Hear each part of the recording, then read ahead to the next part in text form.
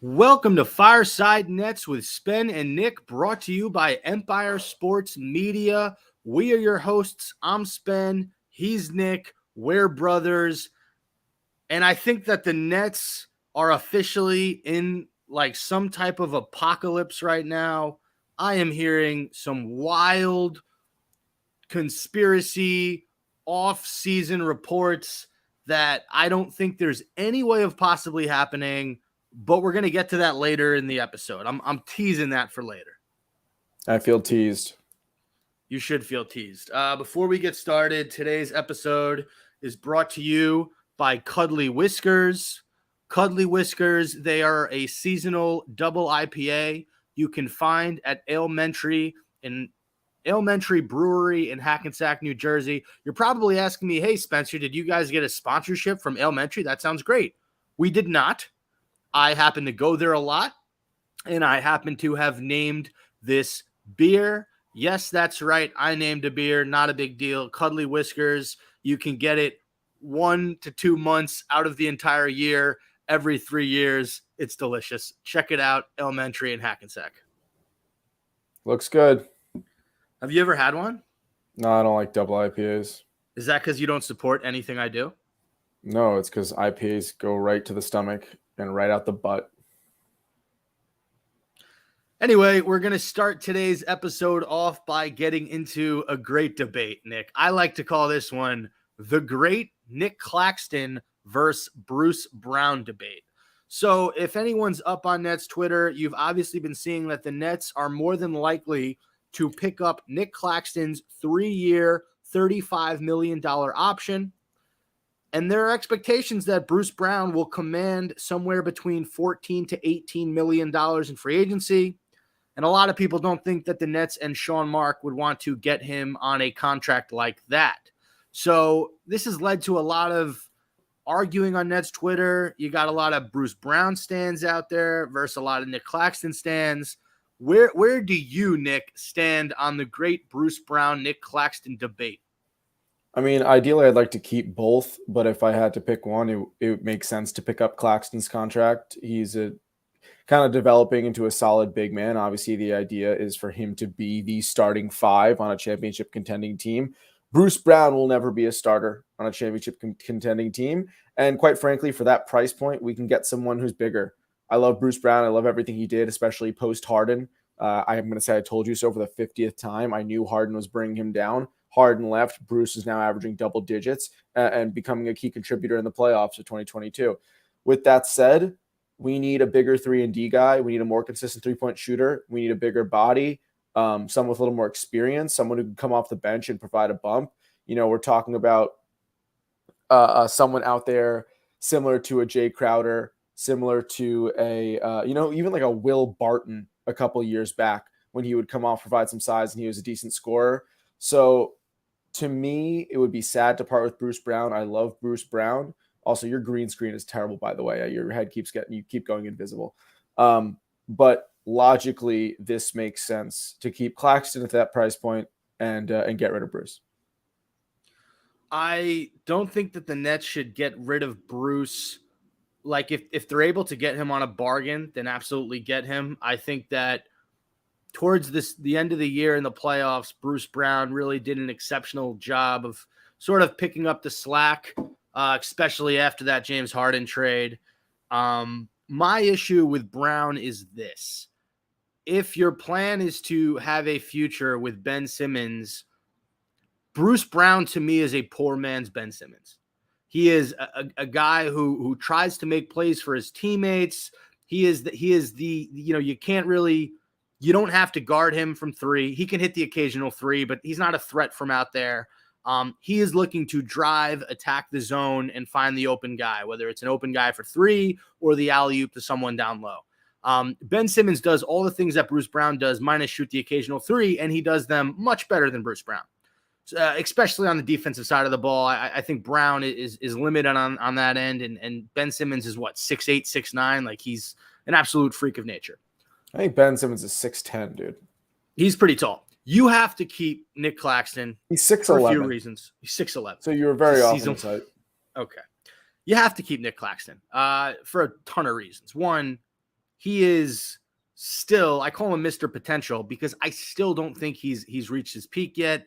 He can get a lot better on the offensive side of the ball. Yeah, but with that said, he's had a couple of years now, and he's really gradually like. I agree with you that like this is an investment because Claxton should be getting better, but his pace at which he's getting better is extremely slow. Yeah, it absolutely is. But you have to still take the guy who has the athleticism. You know, he can, like, we've seen what he can do with KD. We've seen, obviously, Harden sort of, we saw a great version of Clax with James Harden. Then Harden left, and Clax's place sort of died off a little bit. It picked up towards the end of the season.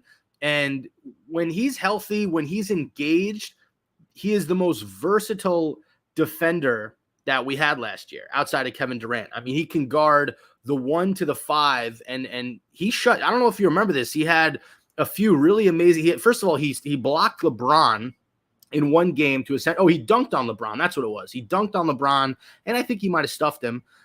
He checked Luka on defense multiple times. He checked Trae Young on defense. I mean, he is an all-world defender when he wants to be.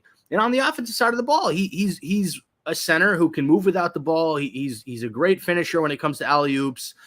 Can he get a little bit smarter with his decision making? Absolutely. Like, that's the one area I think that Bruce Brown beats him in. Is Bruce Brown's a much smarter basketball player. He has a much better IQ than Nic Claxton does. Nic Claxton's been in the league since 2019. Okay, you look at his numbers. In 47 games last year, he averaged 8.7 points a game on 67% from the field, 5.6 rebounds, 1.1 blocks. He has never had the chance to be a starter, right? He had to play behind Jared Allen for a few years, and then he had to play behind Andre Drummond for a minute. Drummond is most likely gone, probably not going to be a Brooklyn Net. Going to bring back Claxton. Claxton is going to be our guy.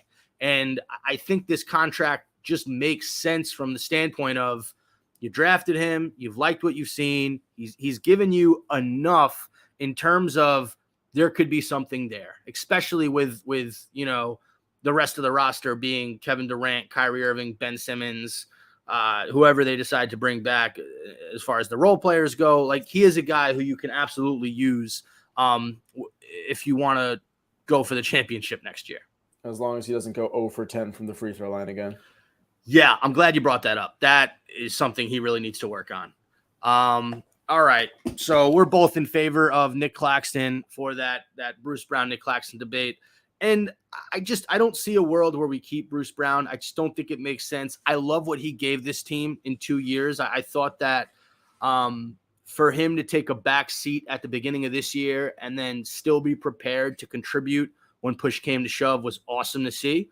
I commend him for everything he gave this team. I just don't think from a financial standpoint and just from a basketball perspective, it makes sense to bring him back with Ben Simmons returning, with a lot of these role guys returning. I just don't think he's going to have the minutes, and he doesn't do enough without the ball to justify paying him that money.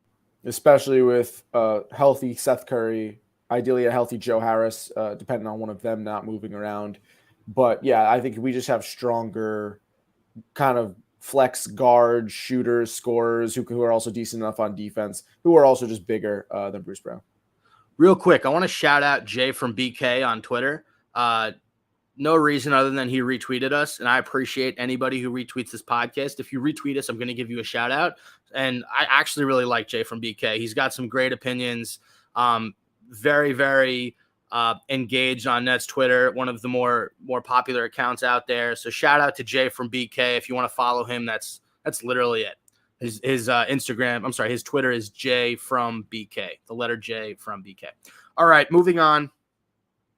Nets general manager Sean Marks and Lakers general manager Rob Pelinka had a meeting at the Marriott Marquis this week at the NBA Combine. Nick, is this something or nothing? I don't know. I mean, every team's talking to every team right now. I heard rumors that Duncan Robinson was going to go to the Lakers. So I don't know. I think everyone's kind of hedging their bets right now, seeing what's out there. I'm very interested to see what the Lakers do. I mean, they're terrible. So I'm honestly more curious as to what this means for them. Obviously, if it affects us as well. But, it's a team. They picked up DeAndre Jordan. We're both teams with super high paid superstars that kind of have bottom of the barrel role players that get dropped and picked up like freaking marbles. So I don't know. We'll see what happens. Definitely like marbles, Nick. That's a great point. And look, I'll tell you this. First of all, I fucking love Nets Twitter because a meeting happens, right? Between Rob Pelinka and Sean Marks. No one knows what was discussed. There's no way no one's ever going to know what was discussed. They could have just been catching up and talking about, I don't know, season 2 of Righteous Gemstones on HBO Max. Maybe they're big Danny McBride fans. Who knows? Maybe they're fans of John Goodman. Totally unrelated. LeBron James was answering questions on Twitter the other day. And a hypothetical question came up. Who would you want to play Michael Jordan and Scottie Pippen in a 2-on-2 game? Who would you want as your teammate? And LeBron James' answer was Kobe, Kevin Durant, or Kyrie Irving. So this led to a lot of Nets fans on Twitter speculating, what if LeBron James is traded to the Brooklyn Nets? Christian Winfield, our guy who writes for the New York Daily News, he's a Brooklyn Nets beat reporter. He wrote an article about it, what it would take. So, Nick, what do you think of Nets Twitter fawning over the 2% chance that somehow at the tail end of his career, the Nets can get LeBron James on the same team, potentially, as Kevin Durant and Kyrie Irving? And my thought process is, if you're getting LeBron, you're absolutely trading Ben Simmons. There's no way on God's green earth you're allowed to have a team with those 4 guys on it. If I'm Anthony Davis, listen, I don't think that's ever going to happen. I'd put my life savings that doesn't happen. I'd be pissed if that ever. Anthony Davis was like, dude, I came to the Lakers. Yeah, they won a ship, but Anthony Davis is trying to get more than that. And LeBron just pieces out and leaves Anthony Davis with Ben Simmons and Russell Westbrook. That's like the worst thing you could ever do to a man in the NBA. Second of all, who was the first guy you mentioned? LeBron said he'd play with someone, Kyrie and Durant. Kobe. Yeah, okay. R.I.P. Kobe Bryant, obviously one of the best of all time. How are we taking that as a hint that he wants to play with Durant or Kyrie and go to the Nets when he literally mentioned Kobe Bryant, who obviously isn't in the league anymore? He was retired before he passed away, unfortunately. But so we take 2 names and then consider that some sort of weird conspiracy theory hint? But wait, there's more. Hold on to your headphones, because this one's a screamer. Okay. You know what reference that is? No. Matthew Lillard in the movie Scream. Come on now. Come on. You're supposed to be a cinephile. It's a great line. Kyrie Irving being interviewed last week or 2 weeks ago, whenever he was interviewed on I Am Athlete, the podcast with Brandon Marshall. Or was it when he spoke to Eddie? Kyrie did 2 major interviews, and in one of them he talked about how he respected that he still respects LeBron James, sort of admitted that he wasn't mature enough at the time on how he handled his departure from Cleveland, and sort of left the door open. I'm totally implying this here. This is not, I'm paraphrasing what he said, but that him and LeBron are cool, and he would eventually potentially play with LeBron again. He didn't say this, but that's another sort of thing that people took away from that interview. So you have LeBron tweeting that he would play with 2-on-2 with Kobe, Kevin Durant, Kyrie. You have Kyrie going on a podcast or multiple podcasts and saying no ill will towards LeBron. He was the guy. We enjoyed our time in Cleveland together. I respect him as a basketball player. I loved him as a teammate. And you have Pelinka and Sean Marks meeting together.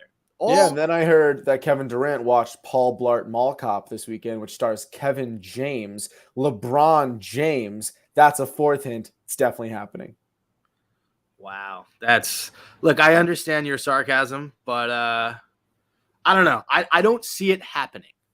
But how many people realistically saw Kevin Durant and Kyrie Irving coming to the Brooklyn Nets? That would also make us an even more hated team if LeBron came to the Nets. You know what it does? It makes us a more hated team, and it totally increases expectations, which at the end of the day, obviously. But my point is, I don't think we want expectations increased. Dude, no. We did not get to an Eastern Conference final with James Harden, Kevin Durant, and Kyrie Irving before he got hurt, and then he got hurt. But, we did not accomplish shit with the big three. And everyone laughed at us. So at this point, I mean, obviously we traded Harden for Simmons. That's looking great right now because Harden looked like absolute ass in the playoffs. And while we haven't seen Simmons pick up a basketball yet, he's still about 100 pounds less than James Harden and a lot taller and probably better at basketball right now. And better looking. And better looking. Yeah, that's true. I don't want those lofty expectations. Like, do I want to be a championship favorite? Of course. But if you give us LeBron and we don't win with LeBron, KD, and Kyrie or any sort of variation of those three guys, we're going to go down as the most laughable embarrassment in sports history. So I almost don't want it. Like if you gave me LeBron, am I going to be like, oh, get him? No, he's top 2 player of all time. But I don't know. He's older. You don't want to put a lot of veterans on the team together. You still need youth, and we'll do exactly what the Lakers. The Lakers. I was literally watching Stephen A. Smith talking about this morning and JJ Redick. So the Lakers obviously looking for a new coach right now, right? And it's between Terry Stotts, Kenny Atkinson, and Darvin Ham, who was a former NBA player.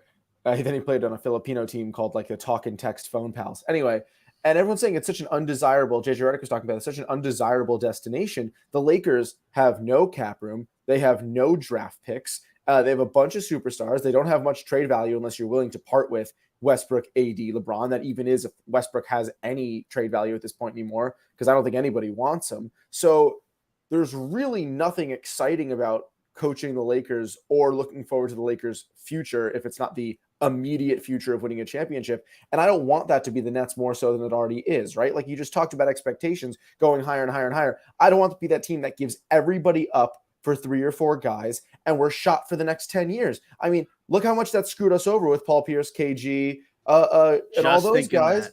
And look what happened to the Celtics, who now on the same timeline as us are a championship contending team in the semifinals right now, arguably the most complete team right now in the playoffs, if not for injury, could be cruising to their first championship since 2008. So everything points to, okay, that's a fun hypothetical, but in theory would screw us over for a very long time, would put so much pressure and expectation on us, and just gives everybody a reason to hate us, laugh in our face when it's over, and screw us over for the long term. So we laugh about it, but in all seriousness, I don't want it to happen. Let's keep developing Claxton. Let's develop these younger guys. Let's build a team around our core, but let's not get ahead of ourselves and do something too hectic.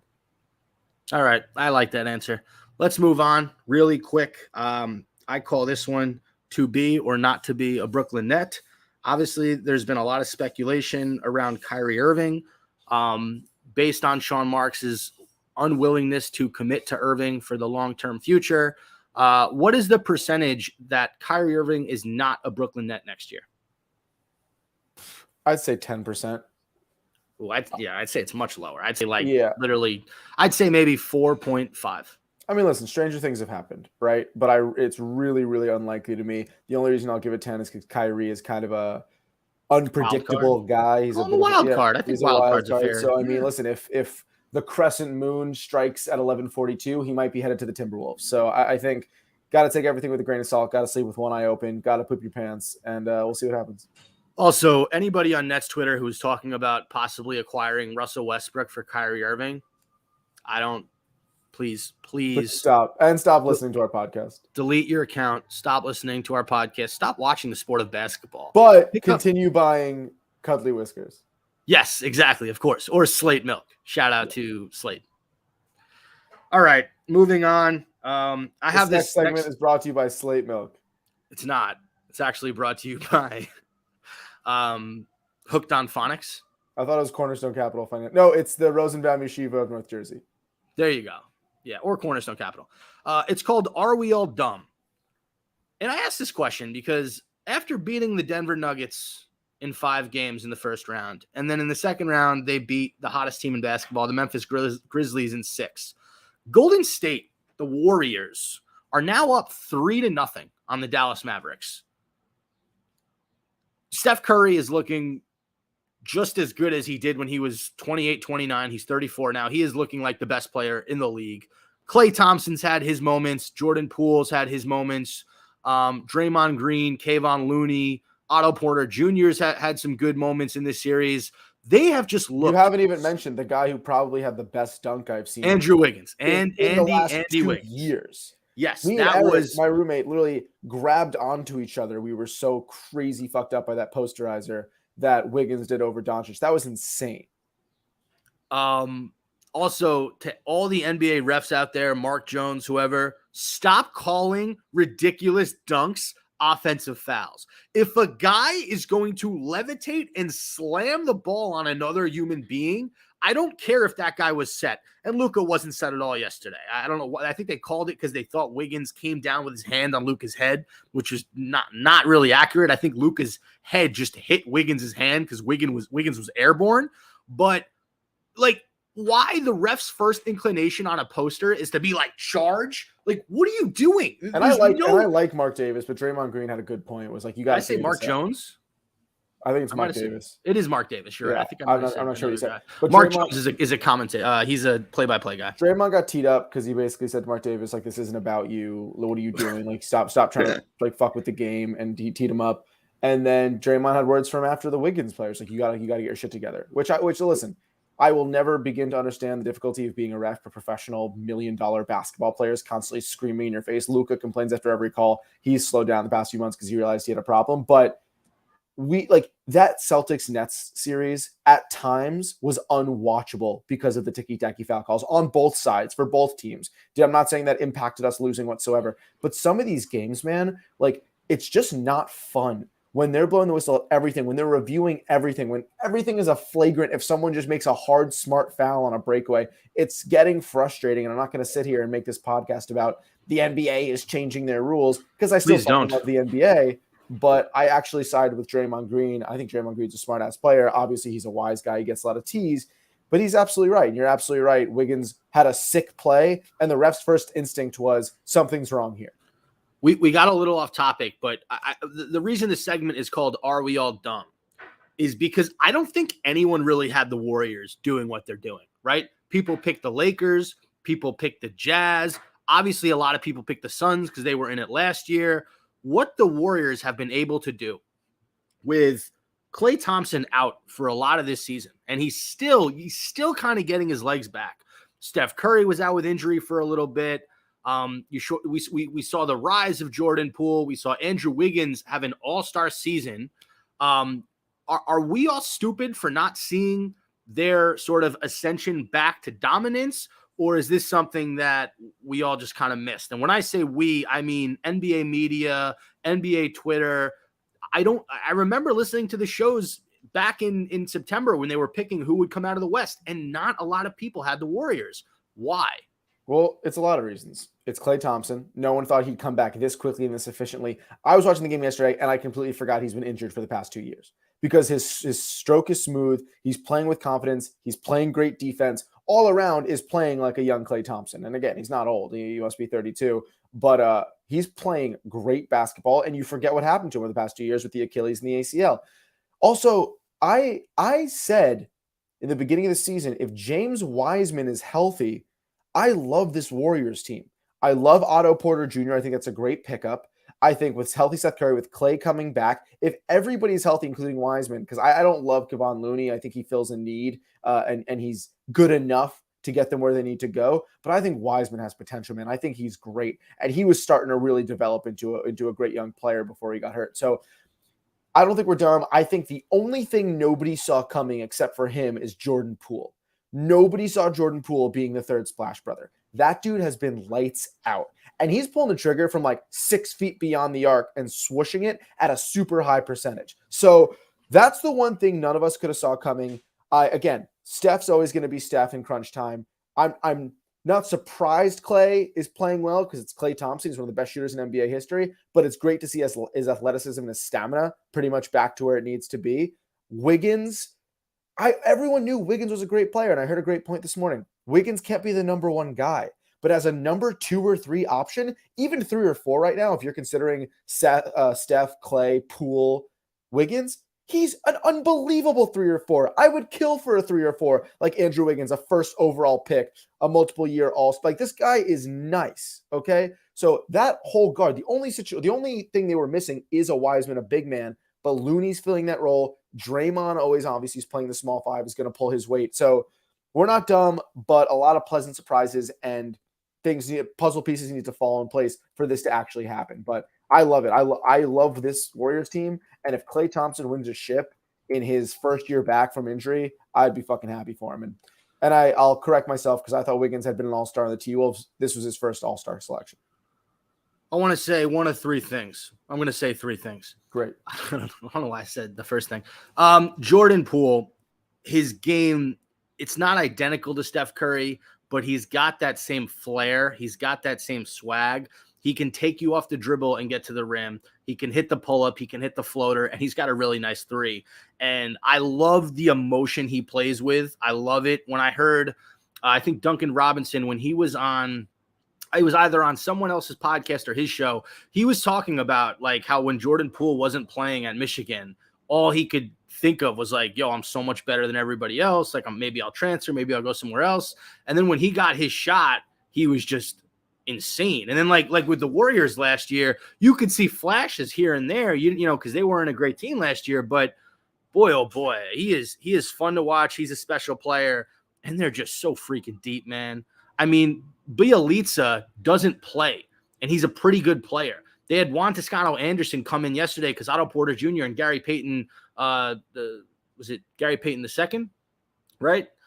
Yeah, correct. Who got hurt? They're injured, so they needed to play Juan Toscano Anderson, who's not a bad player. Like, he's all right. I think kind of got a little stage fright yesterday. Didn't play too well in his limited time, but they're just such a deep team. And the fact that Damian Lee, they got Kayvon Looney, who was just a monster on the board. Moses Moody's and Jonathan Kuminga. We haven't even mentioned him. Mm-hmm. They're just such a freaking deep team. So the first thing I'll say about Jordan Poole is that I love watching him play. Completely forgot. Oh, the second thing is the ball movement that we see with the Golden State Warriors is what I want to see in Brooklyn. The way that Draymond passes the ball, the way that Kayvon Looney, their center, shares the ball. You see it with Andrew Wiggins. You see it with Steph. You see it with Klay. These guys know how to pass. And that's something that I don't think is as prevalent with the Brooklyn Nets. It's just not. So that's the second thing. The third thing is I do like watching Jason Kidd lose basketball games. It is fun. I know he's had a great year. Nobody saw the Mavs in the Western Conference Finals. I mean, Luka is a top 3 player in the NBA, maybe after Giannis and KD. Kidd had a hell of a year coaching-wise. I don't enjoy watching Kidd lose. I like Jason Kidd. And let's be real. I was watching this Mavs team with Doncic, what's 23 years old. Dude, they're going to be a contender the next 10 years if he stays healthy. You can't be depending on Maxi Kleber and Reggie Bullock for big buckets. No, they have no bigs. They have no big men. Dwight Powell is horrendous. They have no big men. They have no rim protection. And they play to the Warriors. When the Warriors start chucking up threes, they start hucking up threes, and they can't keep up. I don't like Bullock at all. It's not Bullock. He said they've been mispronouncing his name for like 10 years. It's Reggie Bullock. Tim Hardaway Jr., let's also remember, is injured, and he's one of their top 3 scorers. So shout out to Spencer Dinwiddie stepping up in his absence. But listen, Mavs aren't good right now. Like I said, they are going to be dangerous in the coming years, and I would not be surprised within the next 7 to 10 years they won a championship.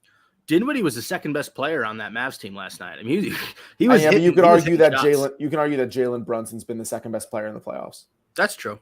We're not going to talk about Celtics Heat today because we're recording at 5:30 and they are playing tonight. So I'll just say that the Celtics either won or they lost. And if this is post, I hope that the Heat won, but I'm expecting the Celtics to win. Yeah. All right. A few more segments, then we'll end it. First off, which Nets rookie will have the biggest leap in year 2? Cam Thomas, Day'Ron Sharpe, Kessler Edwards, or David Duke Jr.? I think it's easy Kessler Edwards. He's the guy that we've put in the most positions. He's the guy that we've put the most playing time on. He's earned his keep. We signed him for a contract. I think Kessler Edwards becomes kind of that young 3-and-D guy in development that we're trying to acquire a more veteran presence in that position. But if we find someone who's a little older than we like, and we want to groom Edwards into that position, I like Kessler Edwards. He got more confidence once he got paid. He realized he's a value to this team. We were putting him, like I said, giving him more minutes, and he was stepping up. All right, he was finishing the ball around the rim. His three-point shot wasn't great at times, but I think he has a smooth stroke. I think it's a mental thing for him if he can get it down. And defensively, rebounding-wise, he's solid. So David Duke hasn't showed me much in any category. Cam Thomas is kind of only a one-on-one scorer. He's not really, doesn't really bring much else to the table. He's got some great X factor in terms of hitting crazy clutch shots and just kind of difficult fading shots. He's very talented in that regard as a scorer. And then you have Day'Ron Sharpe, who, again, stepped up big, had a couple double-doubles when we were really freaking broken on the big man end. But like I said, he hasn't shown much either. And where you're trying to get a bigger guy, especially Claxton and some big guys around him to fill that void, I don't think Day'Ron Sharpe's going to develop quickly enough to step up and have any significant minutes. So Kessler Edwards. My pick is Cam Thomas. I look You're at wrong. the rise and ascension that Jordan Poole had this year. I don't think that Cam Thomas can get to that level because I don't think that he has that burst of speed that Poole has. But from a scoring standpoint, if you can figure out a way to make Cam Thomas your Lou Williams, your Nick Young off the bench, who are some other prominent six men? There's one I'm missing. Did you say Jamal Crawford? I did not say Jamal Crawford. If you can make him your team's version of those Jamal Crawford teams where he was the sixth guy on the Hawks, he would come off the bench, he'd get you buckets. Cam Thomas is capable of that. His problem this year is A, he was a rookie. B, they had 900 guards. When was he going to play? When you're playing Patty Mills, Seth Curry, Bruce Brown, Kyrie Irving. Am I missing anybody? I think that was pretty much it. You just had way too many guards. Goran Dragic for him to see any time. So, yeah, with a lot of those guys departing in the offseason, Thomas is going to see a much bigger role this next season. And do I think he can get to Jordan Poole level? No. Do I think he can get close to that? He can be a really, really good sixth man? Yes, I do. You know who'd be a better sixth man? Spencer Dinwiddie. Yeah, he'd be great. He's not coming back to Brooklyn. All right, we move on to a little bit of a wah. Adam Harrington, longtime Nets assistant coach, is likely gone from the Brooklyn Nets. Okay. I mean, like, you know, your roommate has a connection to him. We were eventually going to get him on the podcast. We have like a fourth degree connection to Adam Harrington. I don't know anything about the guy. If anything, I'd be more sad if Jacques Vaughn left because we had his jersey at one point. He's the man. He has the best beard in the league. So what do you mean at one point you had his jersey? Did you lose Jacques Vaughn's jersey? I don't know where Jacques Vaughn's jersey is. Also, I think we're parting ways with David Vanterpool, but I don't care as much about that. No, I like Adam Harrington. I don't have a fourth connection to David Vanterpool. Yeah, I mean, the only really downside to this, I don't think we're thinking at all how it affects the Nets. I think how it affects us, which isn't great. But I mean, I think there's going to be a lot of upending and musical chairs being played with this Nets coaching staff, so it's not surprising. I got a great joke for you. Where is Adam's favorite place to hang out in New Jersey? Harrington Park. I don't like how you preface that as a great joke. All right, moving on. This is the last segment before we end it. Did you know that Kevin Durant is a weed guy? I only knew that because didn't he mention when he was talking to, was it like Letterman or something, that he was super high? So for those who don't know, Kevin Durant, and I think his company, The Boardroom, I'm not sure, whoever it is, they have a partnership with Weed Maps. So the topic of marijuana came up on, I guess, David Letterman's show where he interviews people. It's on Netflix. He had Kevin Durant on, and you know, they brought up the partnership with Weed Maps, and Kevin Durant said in regards to smoking weed, to me, it clears the distractions out your brain a little bit, settles you down like having a glass of wine. He goes on to say, I'm actually high right now after Letterman asked him if he smoked that day. Before you react, I just want to say I love every bit of this. The fact that weed is still stigmatized in some areas of the United States on national media as a dangerous, bad drug is absolutely laughable to me. It's legal in New Jersey. It's legal in 100 million states in America. I know I'm exaggerating, but it was really cool to see such a prominent athlete, a guy who takes care of his body, one of the best to ever lace them up, be like, yeah, I like smoking weed. It's a distraction. I'm actually high right now. I love that. I absolutely love that because before him, The only other guys I remember saying things like this were like Steven Jackson used to say he was high before a lot of basketball games, and just doesn't hit the same. You know, like Steven Jackson was a good Okay, you're player. talking about before basketball games versus before an interview. Yeah. You're right. I'm sorry. You're right. An interview is like, dude, we are a pro weed podcast. It's New York's cool, Jersey's cool. Obviously, Very pro weed podcast. We're not at the point of Colorado, California yet, but Washington. But we like weed. We're happy when players smoke. With that said, I have a basketball game tonight. I don't want Durant nor myself smoking weed before the basketball game. You're right. You're right. I meant more along the lines of like the stigma of great athletes and great players, you know, thinking none of these guys are blazing the cron, you know, in the off season or on an off day. Yes, I agree. It's cool that he was so open and candid with it, and nothing but respect for that guy. And the cool thing about it was almost like watching like the old generation and the new generation. And like, I feel like Letterman was kind of like, all right, like I get it. Letterman talked about a time that he had smoked before going to like a Dodgers game or something back in the day. And, you know, and then like Letterman was trying to like sort of paint a negative picture. He's like, oh, like I was so zoned out. I you know, maybe I'd smoked the wrong type of weed because I had this thought in my mind or whatever. And Kevin Durant goes, it sounds like you were smoking the right type of weed. I like that. No, just really cool stuff. Look, just when I thought I couldn't like this guy anymore, he always. I know, and I hate that Chris Herron gets a bad rap. Like he just wanted to do some crack before going out with the game. A little different. We're definitely not a pro crack podcast. It was a cracker anyway. No, I'm just. I think it was Herron. Yeah, no. Shout out to Chris Herron though. His story is really inspirational and obviously, you know, some people cannot handle the path. Fall River, Mass. So some people try things that aren't legal and that are dangerous to their bodies and things, and you know, that's just not something that I've ever gone down that road. It's like you trying to play basketball. It's just unnatural. Okay, I don't like that. I'm a pretty good shooter, and you know, fuck you. I can play basketball. I'll beat you 1-on-1 tomorrow. Okay. All right. So yeah, Kevin Durant, confirmed weed guy. Cool. That does it for this week's episode of Fireside Nets with Spen and Nick, brought to you by Empire Sports Media. Do you have any final words for the listeners out there, buddy? Slate.com. Use code TRYIT15, 15% off your first purchase. If you have not tried Slate, high protein, lactose free, chocolate, milks, and lattes. You dig? Also, if you want a good double IPA and you're in Hackensack, New Jersey, run by Elementary. See if they have cuddly whiskers. Chances are they probably don't, but you never know.